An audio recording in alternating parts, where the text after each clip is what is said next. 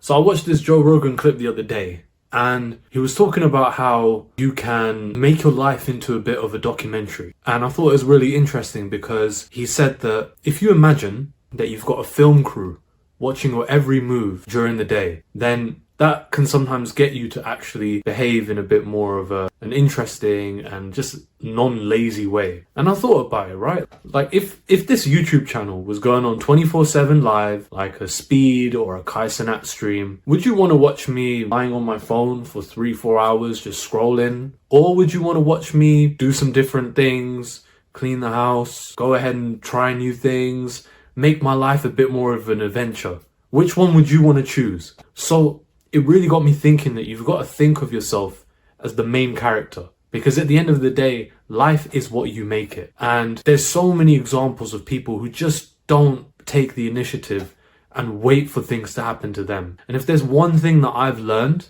in the last 25 years of my life, it's that you shouldn't wait for things to happen to you.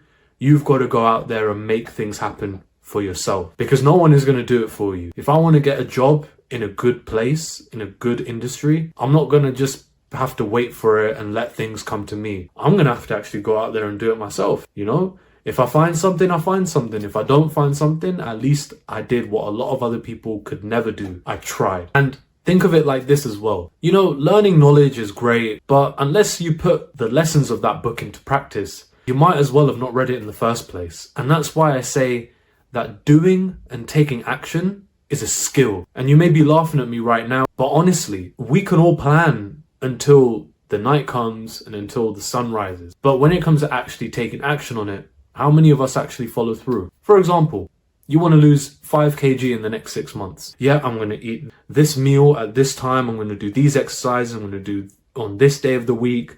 And, you know, I'm going to wear this and do that. That's great. But then how many of you actually start on that plan? Think about New Year's resolutions. How many of you want to lose weight for the new year? I want to lose 5 kg of weight, as I just said. Well, then January 1st comes around, you start. Great, fantastic. And then after January 10th, you're done. You've lost that motivation.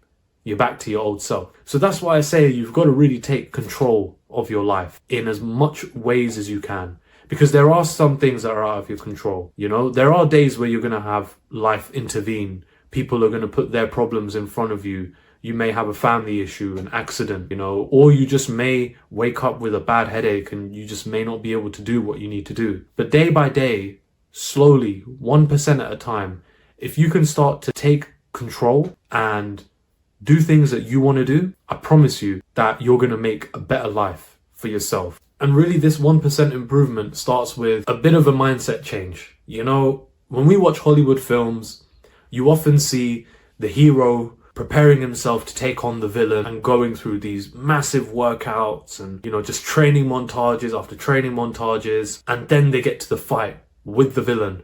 This is it. They overcome that villain and then the film ends. You know, life doesn't work like this. Life works a little bit like this. What does it mean? Well, you have several days, several months, maybe even a couple of years where nothing happens. But then one thing happens and then you start seeing mad change. It's a principle that's highlighted in Atomic Habits, the 1% rule, that if you improve yourself 1% each day, then that's a 365% improvement over a year. And that's part of why life is what you make it. Because I want you to think of another analogy here. Imagine we've got a flower, but the flower's not going to grow yet. We need to put in the right soil and roots, the right foundation. We need to set them up.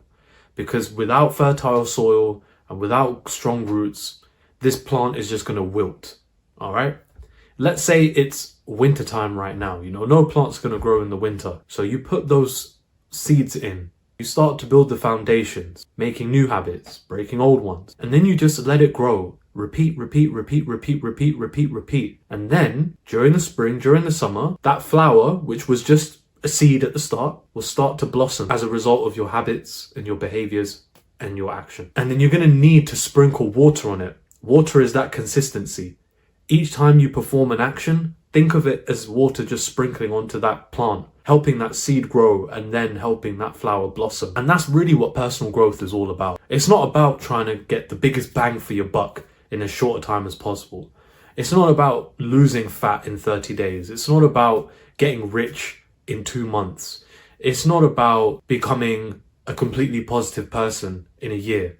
It's about doing those small things and letting them build over time to where you become unrecognizable to where you were before.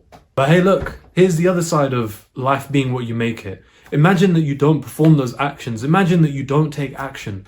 Imagine that you just sit there and you just fear failure and you don't know what you're doing. Well, then this is what happens on the other side. You start to see a side of yourself that's filled with regrets, pain, anxiety, fear, doubt, no confidence. And I've been there before. I've had so many plans when I was a kid. I wanted to be a rapper when I was a kid. I could picture myself performing in front of crowds and just singing songs at big concerts, sold out stadiums. I perform in front of the mirror. But look at me now. I dropped that because I wasn't consistent and I always feared failure. You see, creative things especially are the worst when it comes to perfectionism and when it comes to regret. And the reason why is because in creative activities, you want things to be perfect. You want things to be good the first time, because creativity is something where it takes a long time for something amazing to happen, but you've just got to put in the volume and the bad reps. Every bad line, every bad verse, every bad chorus is just closer to a better one. But if you don't even go for that opportunity, then what's the point? You might as well have not done it, because it's one of those things in life. As humans, we are wired to not push for failure. We are wired to accept what society wants and to cave into that societal pressure. How many times have you been told, we can't do this because we have no money. We can't do this because you're not in the right neighborhood. We can't do this because we're not the right race. You just got to push through and find a way. The best people find a way to make it happen, regardless of what has been done to them in the past. Think of any of your famous athletes, or think of many of your heroes in films. How many times, for example, if you watch the old Rocky movies when you were growing up, how many times did, Rocky had to go through some adversity, such as seeing Apollo Creed die, or having an estranged relationship with his son? How many times did you have to see that as the challenges and the hardship that he had, and then build up to winning that fight, gaining respect, and becoming a better version of himself? Yes, that's fiction, but life isn't too dissimilar. You get those setbacks and you get that pain, that fear of failure, but sometimes you just got to push through it. And if it's still not working after some time and you give up, at least there's solace in the fact that not many other people would have tried in your position. But at the end of the day, you've got to save yourself. And this is not a drama. No one's coming to save you. There's not going to be a random lottery ticket that just pops out of nowhere and gives you a second chance. You've got to make it happen yourself. And yes, there are people who are less fortunate than you right now. I'm very fortunate, thank the Lord. But I realize my privileges and I try and make things work because of that. But if you want to start aiming for the stars and reaching your goals and desires, this is what I'd recommend you start doing. You see, it all begins with identifying what you're interested in, what your desires are. What do you want most out of life? Do you want to have a fun, enjoying life? Or do you want to have financial security and know that you can do whatever you want to do without being forced? Or do you want to find the right person and be with them? Or do you want to just get as much money as possible and be rich? Whatever it is, identify that desire and then lean into it. Some of my most amazing periods in life have come from just leaning into what interests me. For example, I was reading a book on personal finance, and in the 2 weeks that I'd followed since I started reading that book, I started to change around my finances a lot more, to a point where I feel a little bit more comfortable, but know there's still so much work to do on that. But I'm excited, it keeps me going. That's what's going to happen for you as well. Lean into what you're desired by. Lean into those interests, and you'll start to find new ways to make life a bit more interesting for you and becoming more of what you want to make it. That also needs to be drilled down a bit into goals. You can have this big dream, but without putting in goals in place and milestones and checkpoints, nothing's going to happen from it. And that's why you need to prepare yourself for the occasion. Think of athletes when they get to preparing for a match. How many of those elite level athletes do you think say to themselves, I'm just going to wing it. It's just a match. Every elite athlete has a routine, a pre-game routine, a post-game routine to get themselves in the zone. And that's kind of what you need to do with your dreams and your goals. It doesn't mean that you need to go through 10-minute meditation session. It could just be simple as before you start each day, writing in your journal or doing some exercise and getting some water down you first thing in the morning. Set yourself up, give yourself a routine, psych your brain into starting to do work. And I promise you, good things will start to happen slowly. And the final way to break down those goals even further is into SMART goals. And now if you don't know what SMART goals are, I made a video on it, so check it out. But you want to make those goals as realistic and as reachable as you can. There's going to be a bigger goal, but you want to set aside little goals to get yourself there, to give you momentum. So I used to play a lot of Call of Duty campaigns. So I'm a big Call of Duty guy and I'm a big campaign guy as well. I love playing through the stories and seeing what happens, but you have the end of each level and you try and work your way through the different checkpoints. So you get through a firefight.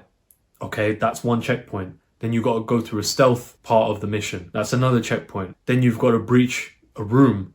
No, then you've got to breach a house. That's another checkpoint. And you keep getting those checkpoints until you get to the bigger goal, which is the end of the mission and the next beat in the story plot. That's how you got to treat your goals, as little stepping stones to get to the end of the level. And that's really just step one of starting to build a life that is what you make it. And if you want to know how to start drilling into that a little bit more, then watch this video right here. And remember, every step, no matter how big or small, is progress.